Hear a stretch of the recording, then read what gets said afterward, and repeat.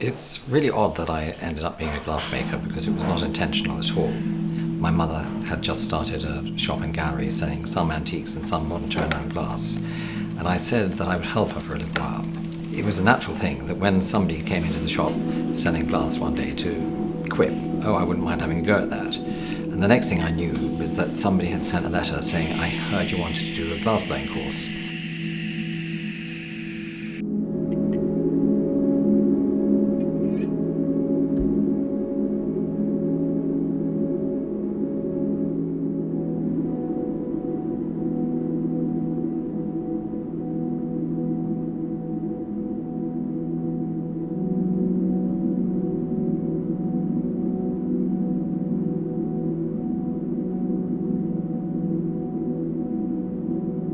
There's a fundamental difference between working as an artist and being a skilled craftsman, but I really do think of myself as an artist, and when I'm learning things all the time, I'm thinking about what I'm trying to get as my final result, and then how do I actually use the glassblowing skills to get there.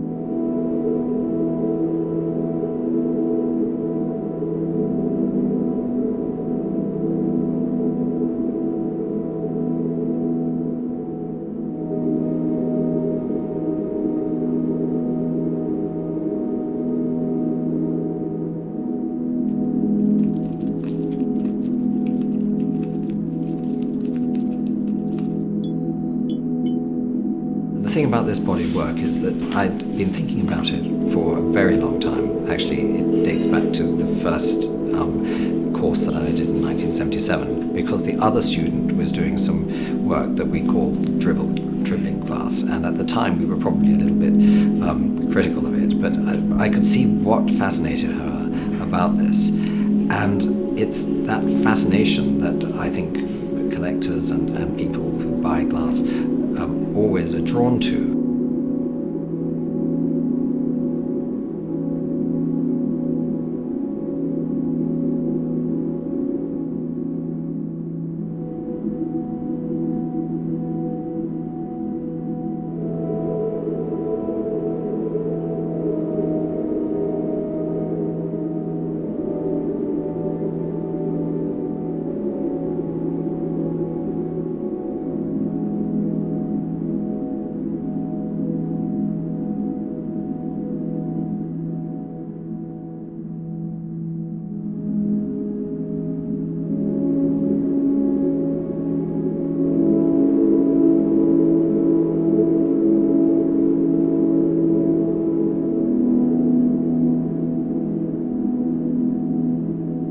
In order to create the final form, I've got to heat up the bubble in the middle, hot enough to manipulate it. But if I get it too hot, then the lattice will just collapse.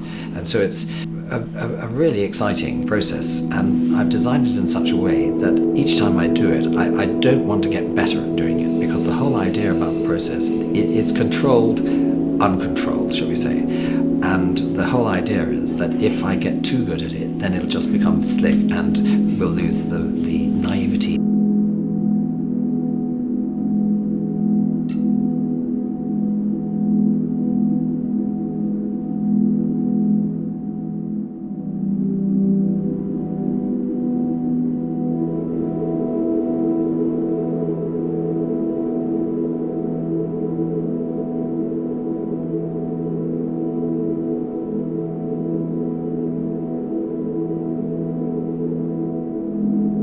There's this balance between production, craft, and work of art. And I think ultimately, what one hopes is that the viewer will actually see a piece and it'll make their heart beat and their spirit will soar, and they'll actually feel the same way about it as I did when I made it.